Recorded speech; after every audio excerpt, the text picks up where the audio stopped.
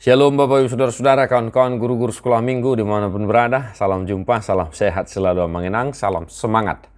Melayani sekolah minggu adalah keputusanku, melayani Tuhan adalah kewajibanku.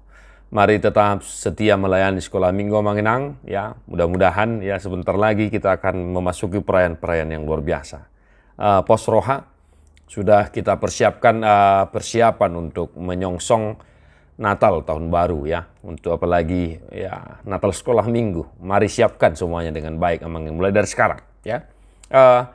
Selamat melayani Manginang, semangat selalu di dalam Tuhan, upaya jeripayahmu tidak akan sia-sia. Mari kita sermon untuk khotbah sekolah minggu tanggal 16 Oktober 2022. 2 Korintus 5 ayat 17 sampai 19.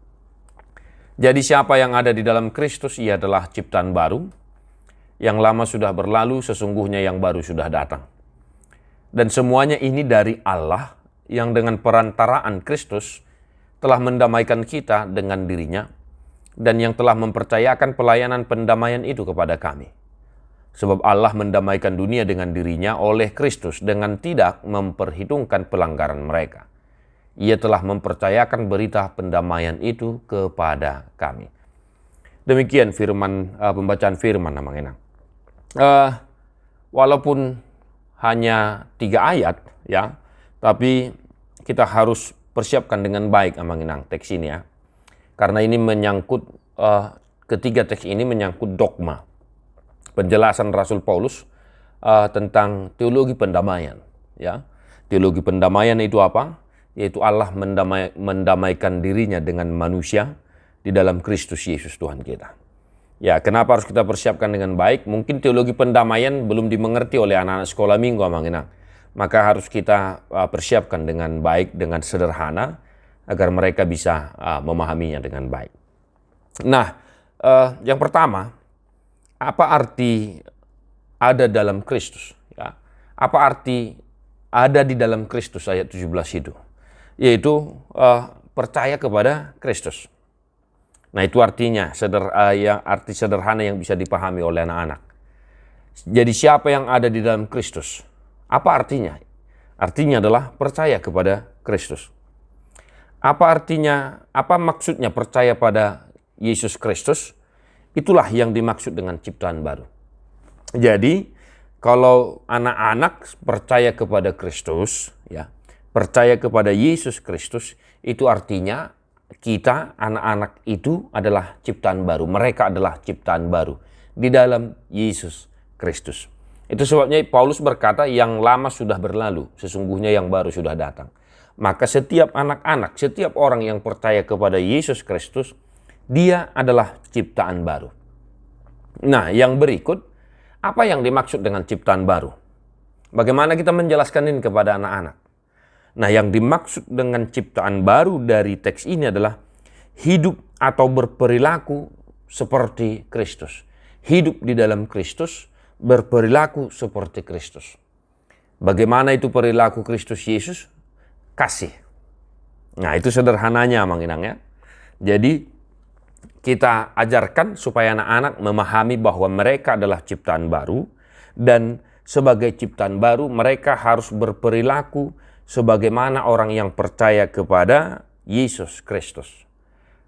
Kelakuan mereka, hidup mereka harus meniru, meneladani Tuhan kita Yesus Kristus. Nah, Bapak Ibu Saudara-saudara, Manginang, siapakah Yesus itu bagi mereka? Nah, ini yang kedua. Ya. Yang kedua, siapakah Yesus itu bagi mereka? Ini boleh kita tanya. Nah, menurut Sianu, siapakah Yesus itu adik-adik? Gitu.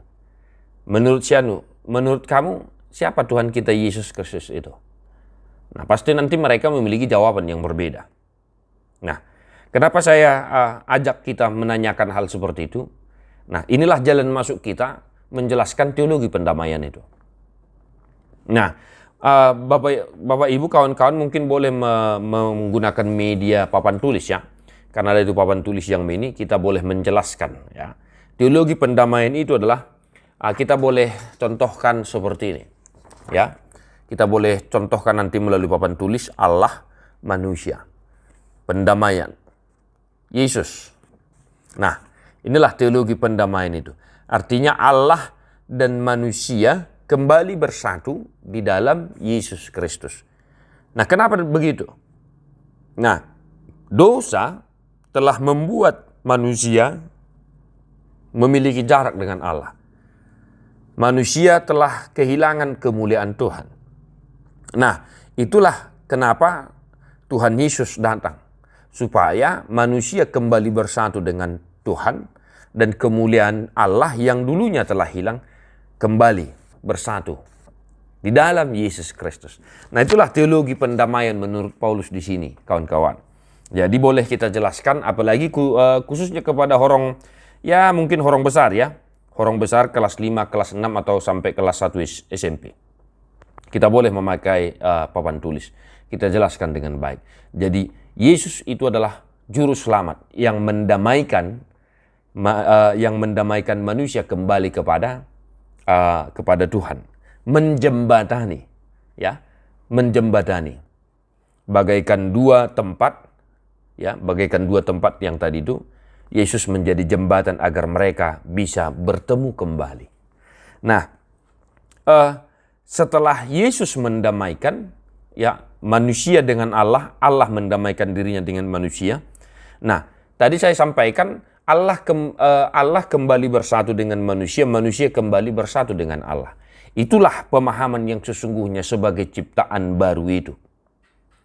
Ya, sebagai ciptaan baru. Kemuliaan itu kembali bersatu, maka setelah Yesus mendamaikan, maka kita harus wajib hukumnya hidup baru, berperilaku sebagai anak-anak Yesus. Nah, ya, itu Manginang penjelasan mengenai teks ini. Kiranya boleh kita kembangkan di gereja kita masing-masing. Nah, mungkin saran saya kegiatan mereka, kegiatan anak-anak itu boleh ya Manginang ya, mulai dari tanggal 17 sampai tanggal 17 ya, kita boleh mengarahkan mereka melakukan sebuah tugas. Ya, tugas apa itu? Menggambar salib satu setiap hari. Ya, ibarat di sebuah buku menggambar salib. Hari Senin gambar salib satu, kemudian dituliskan apa yang mereka pahami atau apa yang ada dalam pikiran mereka pada saat menggambar salib itu. Kemudian hari Selasa, hari Rabu, hari Kamis, hari Jumat, hari Sabtu, demikian dari Senin sampai Sabtu diwarnai, ya, diwarnai. Boleh kita menyuruh mereka membuat dalam buku dan menuliskan itu apa yang mereka pikirkan tentang salib itu. Nah, tujuan goal yang mau kita harapkan dari situ adalah supaya mereka semakin bisa memahami arti salib, ya, salib pengorbanan Tuhan kita Yesus Kristus. Semangat melayani Manginang. Semoga bermanfaat. Tetaplah semangat. Salam Sunedesis. Jangan lupa peralatan-peralatan perlengkapan kita, Alkitab, buku Ende Sekolah Minggu, agenda sekolah minggu, dan alat peraga lainnya. Tuhan memberkati. God bless you. Non-stop.